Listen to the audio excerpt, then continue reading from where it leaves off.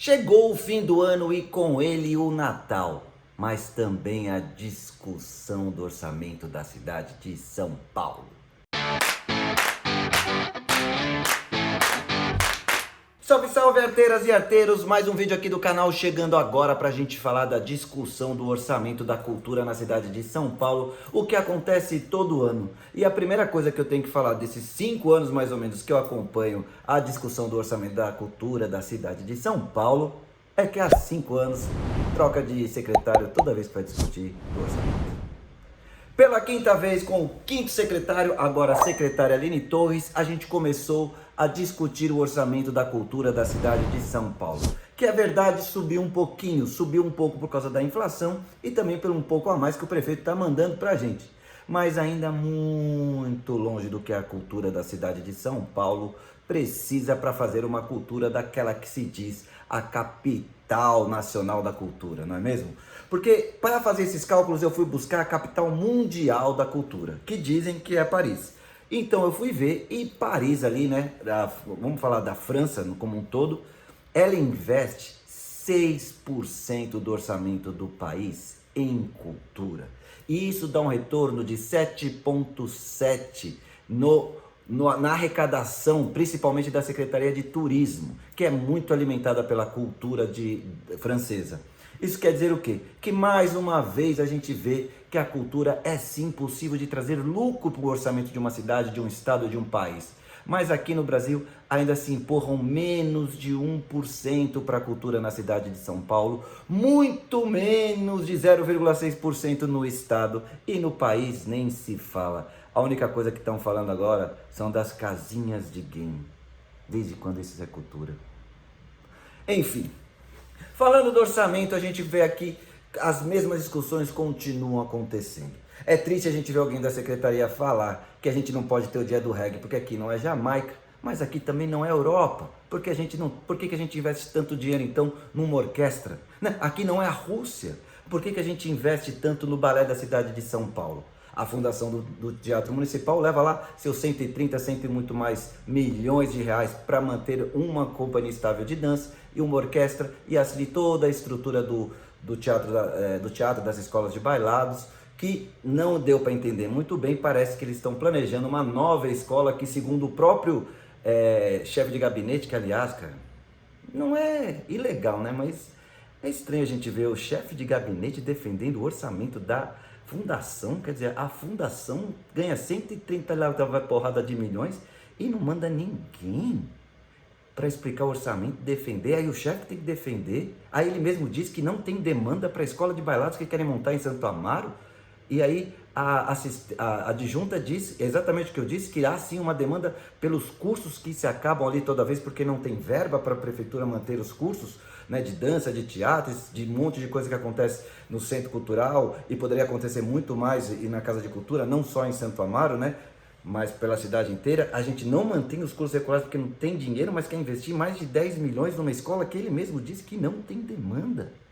Mas quando tiver escola tem demanda. Mas então por que a gente não pega a demanda que já tem e só coloca o professor no prédio que já tem para atender? Um investimento muito menor para atender muito mais gente. Não dá para entender. Enquanto isso, os ingressos do Teatro Municipal continuam caros e ali sim há o desfile de vestidos e champanhe dentro do Teatro Municipal, onde muitos aplaudem por osmose e nem sabem distinguir uma arte boa e uma arte ruim. Afinal, a gente não está aqui nem para discutir o que é bom e o que é ruim, mas sim para dar acesso à cultura. Fora isso, continuam todos brigando por cada um ali no seu segmento, né? Aliás, a gente falando aí que o Brasil não é Europa, não é Rússia, a gente tem o Fomento ao Forró, que recebeu pífio 650 mil para um edital com mais de 100 inscritos. Quer dizer, demanda tem, né? O que não tem é verba para se investir no edital do Fomento ao Forró, para que se possa contemplar mais projetos de forró pela cidade de São Paulo, porque aqui é realmente a capital dos nordestinos, né? Tem mais nordestinos aqui do que no próprio Nordeste. Então é justo que esse projeto de lei, essa lei, que já é uma lei, né? A Lei de Fomento ao Forró, receba os seus orçamentos, como a gente batalhou ano passado para chegar a 3 milhões e 800, mas a Secretaria da Fazenda congelou 3 milhões e 200 e a gente ficou com 650 mil. E falando em demanda, a gente sempre escuta que quando não há demanda, se corta o orçamento. Quando há demanda, então deveria se aumentar. Então vamos falar do teatro. O teatro, por exemplo, o Prêmio Zé Renato, ele teve quase 1.000 inscrições para 60 contemplados ou algo em torno disso. Se isso não é demanda, é o quê? Então a gente merece que o Prêmio Zé Renato triplique de valor para ver se a gente consegue atender um pouquinho mais, quem sabe uns 20%, 30%, né? Porque a gente não chegou a nem 5%. E o Estado passou a mesma coisa com os PROACs. Se gabaram tanto dos recordes de inscrição, mas nem 5% dos projetos do Estado de São Paulo foram contemplados. E ainda falando de teatro, a gente vê aí que tem o movimento de teatro para infância e juventude, que eu já falei várias vezes aqui, o Motige, que inclusive fez a segunda mostra Motige Online, que foi belíssima, com um monte de grupo participando, inclusive ao quê? De quê? E a gente começa também a pleitear aí um projeto de lei para o fomento para as infâncias e juventudes, né? Do teatro para as infâncias e juventudes. Afinal, de todo mundo que se inscreve no fomento ao teatro, menos de 15% são contemplados pelos fazedores de teatro para as infâncias e juventude. Primeiro porque é uma competição desumana, cada vez tem mais gente, né, participando dos editais, porque não tem muito para onde correr, e aí a competição fica tão acirrada que muita gente fica de fora, né? Se, como eu disse, no estado 5% foi contemplado, nem isso, o que vão fazer os outros 95%? E outra coisa, né? Se muitas vezes nos exigem de nós que ganhamos editais, que a gente tem que, depois de um tempo, de ganhar 2, 3 vezes aí o Fomento ao Teatro, a gente tem que poder caminhar sozinho, com nossas próprias pernas. Por que a Fundação do Teatro Municipal recebe 130 milhões por ano e até hoje não anda sozinha? Ainda o ingresso lá é caro, né? Não sei, por que deles não cobram? Acho que eu vou fazer essa pergunta. Bom, falando disso também, outra coisa que não dá para entender é por que na lei de fomento ao teatro, que é uma lei que ela tem o valor de quando ela foi aprovada lá em 2000, né? Que eram de 6 milhões. Então, se ela tem esse valor de 6 milhões, tem que ser corrigido pela inflação, né? O tal IPCA. Se a gente corrigir o IPCA, a gente chegaria num valor de 23 milhões 500 e pouquinho para 2022, né? E está em torno de 16, 17 milhões. Quer dizer, se não está 23 milhões, não é porque não querem colocar, é porque não estão cumprindo a lei. E o que nos resta, arteiros e arteiras, é a gente se preparar e estarmos em peso lá no dia 18 de novembro na Câmara dos Vereadores aqui da cidade de São Paulo, para a gente sim poder falar e lutar por um valor mais digno para a cultura, para que muitas mais pessoas comecem a ter acesso a uma verba para a cultura, que é um direito do cidadão. Porque eu tô até começando a bolar aqui uns pensamentos, né?